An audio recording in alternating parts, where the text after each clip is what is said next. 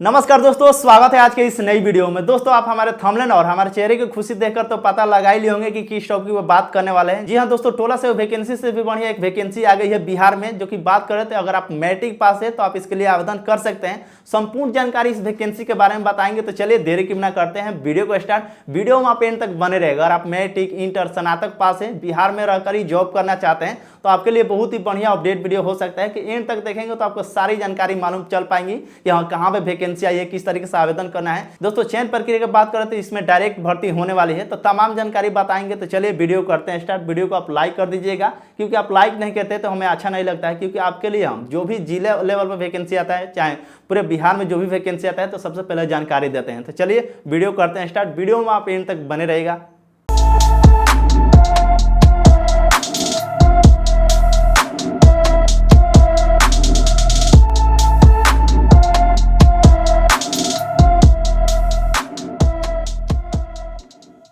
तो फाइनली दोस्तों देख सकते हैं आपके डिस्प्ले पर ऑफिशियल नोटिफिकेशन हम दिखला दे रहे हैं, जो कि देख सकते हैं कोटिवार यानी कि रिक्तियों की जो संख्या यानी कि कौन से कैटेगरी का कितना सीट रखा गया, जिसमें बताया गया है। और पद की बात करते हैं एक ही यानी कि चौकीदार का पद रहने वाला है, जो कि देख सकते हैं कुल रिक्तियों की जो संख्या यानी कि 223 रहने वाला है। अनुसूचित जाति की बात करते हैं 25 रखा गया है। अनुसूचित जाति महिला के लिए 14 रखा गया, यानी कि इस कैटेगरी से आते हैं तो पुरुष के लिए 25 है और महिला के लिए 14 रखा गया है। वहीं पर अनुसूचित जनजाति के लिए यानी 5 रखा गया है पुरुष के लिए, और महिला के लिए देख सकते हैं 2 रखा गया है। अत्यंत पिछड़ा वर्ग कैटेगरी के यानी कि 53 रखा गया है पुरुष के लिए, और ये हो गया महिला के लिए 28 रखा गया है। इसी तरह देख लीजिए कौन सी कैटेगरी के लिए कितना सीट रखा गया है, जो कि इसमें बताया गया पिछड़ा वर्ग के लिए एक भी सीट नहीं रखा गया है।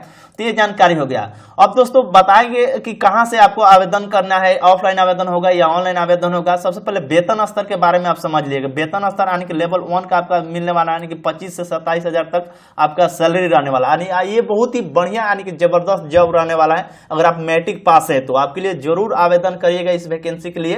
तो वीडियो में आप एंड तक बने रहेगा। सारी जानकारी हम आपको बताएंगे कि किस तरीके से इसमें चयन होगा और क्या क्या इसमें जानकारी दिया गया है। जो कि देख सकते हैं वेतन स्तर यानी कि लेवल 1 का आपका सैलरी मिलने वाला है। यहाँ पे देख सकते हैं लेवल 1। अब बात करते हैं शैक्षणिक योग्यता का अनुभव, इसमें जानकारी दिया गया कि क्या क्या आपका शैक्षणिक योग्यता मांगा गया है।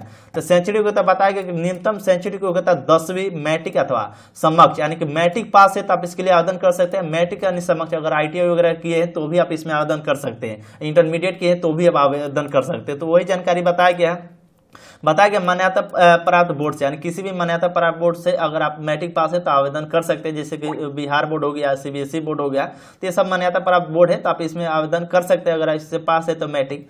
बताया गया 10वीं अथवा समकक्ष परीक्षा में प्राप्त अंकों के आधार पर मेगा सूची तैयार की जाएगी। दोस्तों आपको बता दें, इसमें किसी प्रकार से एग्जाम वगैरह नहीं होगा। आपके मैट्रिक के नंबर के बेसिस पे इसमें चयन होगा, यानी एक मेगा सूची तैयार किया जाएगी। मान लीजिए काफी ज्यादा लोग आवेदन कर दिए हैं, जिनमें बहुत से लोगों का 95% तक रहता है मैट्रिक में, किसी का 80% तक रहता है, किसी का 75% तक रहता है। तो जिनका ज्यादा होगा उनका चयन होगा, यानी कि आपके मैट्रिक के अंकों के आधार पर मेगा सूची तैयार किया जाएगा। उसी बेसिस पे वैकेंसी होगी। और सामान्य अंक प्राप्त होने पर, मान लीजिए कि 2 लोग हैं, मान लीजिए हम एग्जाम्पल के तौर पर बता रहे 2 लोग हैं, दोनों लोग पे 90 नंबर दोनों का है, यानी 90% दोनों का हो गया है। तो उनको किस तरीके से होगा, तो उनको बता दें उनके जिनकी उम्र ज्यादा रहेगा, यानी कि जन्म तिथि के आधार पर वरीयता दी जाएगी, यानी कि ज्यादा रहेगा तो उनको मतलब चयन कर लिया जाएगा। ये कंडीशन रखा गया। तो इस बातों को ध्यान रखिएगा। अभ्यर्थी को साइकिल चलाने का ज्ञान आवश्यक होना चाहिए। तो ये तो जाहिर से बात है, आजकल के तो बच्चे तो मोटरसाइकिल चला ले रहे हैं, तो साइकिल किस बात की है, यानी कि साइकिल अगर आप चलाना जानते हैं तो आप इसमें आवेदन कर सकते हैं। महिला अभ्यर्थी के मामले में यह शांत समझी जाएगी, ठीक है। यानी कि महिला अभ्यर्थी बहुत सी ऐसी महिलाएं जो कि साइकिल भी चलाती है, बाइक भी चलाती है, तो उस परिस्थिति में यह समझा जाएगा। जो देखते हैं महिला अभ्यर्थी को मामले में यह शांत समझी जाएगी। तो इसमें जानकारी दिया गया।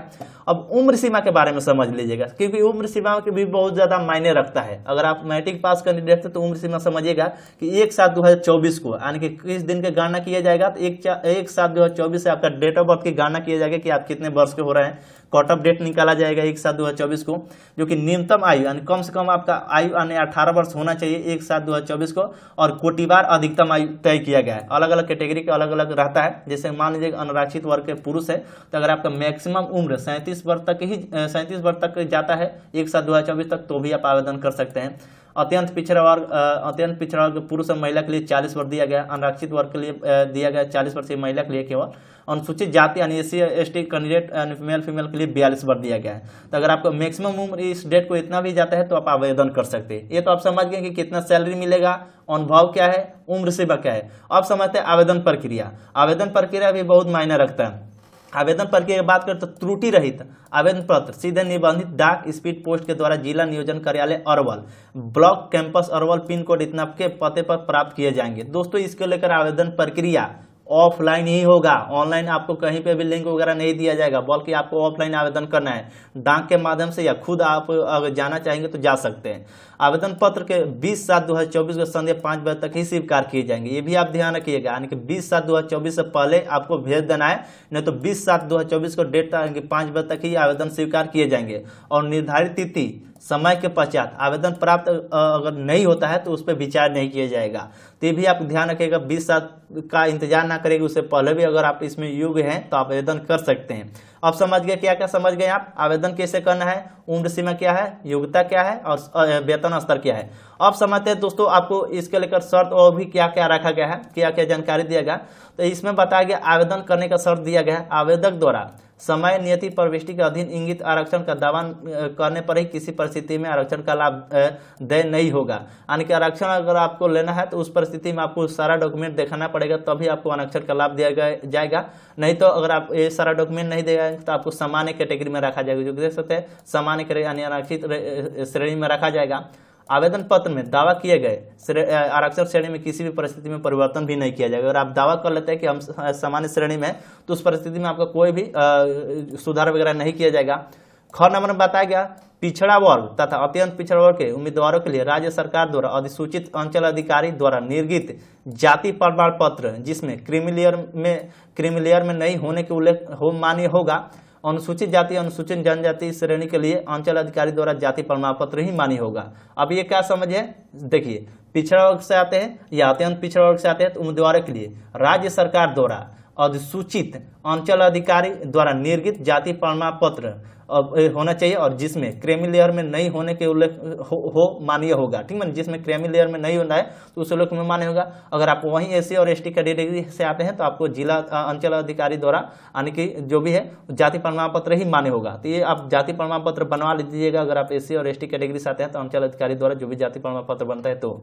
और उसके बाद तीसरे नंबर में देखेंगे तो इसमें भी बताया गया अभ्यर्थी को पुलिस अधीक्षक द्वारा निर्गत जो भी होता है चरित्र प्रमाण पत्र वो भी आपको बनवाना पड़ेगा और उसमें जब भी आप आवेदन करेंगे उसमें आपको अटैच करना पड़ेगा इसका जीरोक्स कॉपी।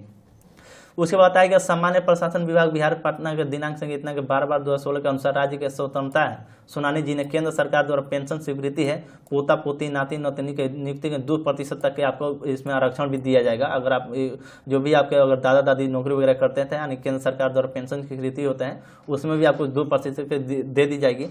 तो कुछ जानकारी हो गया, तो और भी बहुत सारा जानकारी इसमें दिया गया। तो जो भी मेन बातें हम आपको बता दिए। आवेदन आप गलत नहीं भरिएगा, अगर आप त्रुटिपूर्ण आवेदन भरते तो उस पर कोई विचार नहीं किया जाएगा, रिजेक्ट कर दिया जाएगा ये आवेदन। और सबसे मेन बातें जो है ये वाला मेन बात है, ये आपको समझना है अभ्यर्थी को अरवल जिला का निवासी होना अनिवार्य है। दोस्तों बता दें आपके लिए कि ये सभी जिलों में मान्य नहीं होगा, केवल अरवल जिला के ही निवासी इसमें आवेदन करेंगे।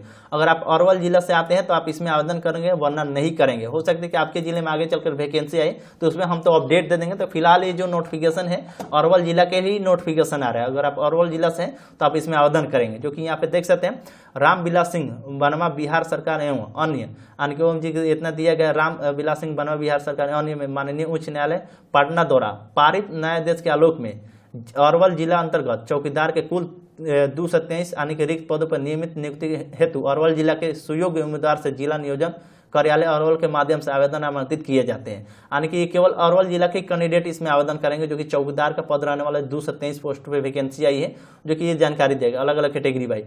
तो आप समझ गए कि कौन से लोग आवेदन करेंगे, क्या इसको लेकर सैलरी मिलेगा, सेंचुरी योग्यता, मैट्रिक पास, उम्र सीमा के बारे में बता दिए, आवेदन कैसे करना है। अब इसका फॉर्म कहाँ मिलेगा, तो नीचे के स्क्रॉल डाउन करेंगे तो इसमें आपको ये हो गया आपका आवेदन फॉर्म। ये आपको छोड़ देना है, ये कार्यालय द्वारा ये फॉर्म आपको भरा जाएगा, ये कार्यालय द्वारा भरा जाएगा।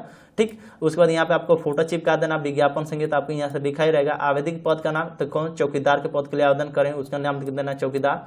आवेदक आवेदिका का नाम हिंदी में लिख दीजिएगा, इंग्लिश में लिख दीजिएगा। नियोजन कार्यालय अरवल का निबंधन संख्या आपको लिख देना है। पिता पति का नाम लिख देना है, माता का नाम लिख देना है। जन्म तिथि लिखना है, अंकों में मैट्रिक प्रमाण पत्र के आधार पर आपको जन्म तिथि यहाँ पे लिखना है, क्योंकि देख यहाँ पे नहीं, सॉरी दोस्तों, यहाँ पे आपको लिखना है जैसे 21 मार्च हमारा होगा तो 03/1999 होगा तो 1999 यहाँ पे दे देते हैं। शब्दों में आपको लिखना है डेट वगैरह की उम्र से मैं बताया गया कि इस डेट को कितने वर्ष के हो रहे हैं। यहाँ पे आपको अपना डेट ऑफ बर्थ लिख दीजिएगा। ध्यान रखिएगा यहाँ पे आपको डेट ऑफ बर्थ लिख देना है और इस डेट को यानी 1/7/2024 को आप कितने उम्र के हो रहे हैं तो आपको वर्ष लिख देना, महीना लिख देना, दिन लिख देना है। महिला है या पुरुष है तो इसमें आपको टिक आउट कर देना है। इसमें आपको लिख देना है क्या है आप इसमें देखिए आप अनारक्षित वर्ग से हैं तो हाँ या ना में जवाब देना है। क्या आप संबंधित आरक्षित वर्ग का उल्लेख करते हैं, अनुसूचित जाति, अनुसूचित जनजाति, अत्यंत पिछड़ा वर्ग से आते हैं, इसमें आपको जानकारी भर देना है। आरक्षित वर्ग के अधीन जाति का नाम बता देना है। अस्थायी पूर्ण पता लिख देना है, वर्तमान पूर्ण पता लिख देना है और मोबाइल नंबर लिख देना है। कि आप शारीरिक रूप से दिव्यांग है तो आप लिख देना हाँ या ना में जवाब देना है। दिव्यांग है तो आपको अगर दिव्यांग होंगे तो इसमें दिव्यांगता के आपको दर्शाना होगा कि कौन सा मतलब आपका पैर टूटा है या कुछ हो तो आपको बताना है। दिव्यांगता के प्रमाण पत्र की जानकारी आपको देना है। कि आप अरवल जिले का अस्थायी निवासी हैं तो हाँ या ना में जवाब देना है। यदि है तो पूर्ण पता आपको उल्लेख कर, अगर आप अरवल जिला के निवासी तो उसका पूर्ण पता आपको उल्लेख करना है कि हम इस जिले से हैं, इस गांव से, इस वार्ड से हैं, इस ब्लॉक के अंतर्गत आते हैं, तो आपको वही जानकारी भरना है। वैवाहिक स्थिति आपको बताना है कि आप शादीशुदा हैं कि आप शादीशुदा नहीं किए हैं, कि आप पूर्व से सरकारी सेवा में कार्यरत थे यानी कोई सरकारी वगैरह जॉब कर रहे थे या नहीं, या रिटायर हैं तो उसकी जानकारी दे देना है। यदि है तो पूर्ण विवरण में दे देना है, नहीं तो इसे छोड़ देना है। और आपका मैट्रिक इंटर का जो भी स्नातक का जो भी आपका यहाँ पे काय विषय क्या था, सत्र क्या था, उत्तीर्णता की तिथि क्या थी, कॉलेज नाम लिख देना, बोर्ड का नाम लिख देना, कितना प्राप्त का आप कितना नंबर का एग्जाम होता, कितना अंक आपको प्राप्त किए, प्रतिशत में बता देना, श्रेणी क्या था, अभियुक्ति क्या था, यानी पूरा आपको भरकर अच्छी तरह से इसमें घोषणा पत्र दिया गया है। आपको भरकर अपना जो भी है इसमें बताया गया कहाँ पे जमा करना है, इसी जगह पर आपको जमा कर देना है। ठीक है ना, अच्छी तरह से आपको ध्यानपूर्वक फॉर्म भरिएगा, नहीं तो फॉर्म भरेंगे तो गलत हो जाएगा। आपको आवेदन फॉर्म इस पोस्ट के माध्यम से यानी कि नियोजन कार्यालय Arwal block campus Arwal pin code number इतना पर जमा कर देना है। तो दोस्तों ये वैकेंसी केवल अरवल जिला के ही लोगों के लिए निकाली गई है। आप कौन से जिले से वीडियो देख रहे हैं कमेंट करिएगा, इस पर हम जैसे भी अपडेट आएगा ना हम आपको वीडियो बनाकर जानकारी दे देंगे। दोस्तों वीडियो आपको कैसा लगा कमेंट करके जरूर बताइएगा। अच्छा लगा तो लाइक करें, अपने दोस्तों में शेयर करें ताकि और भी लोगों को जानकारी मिल सके।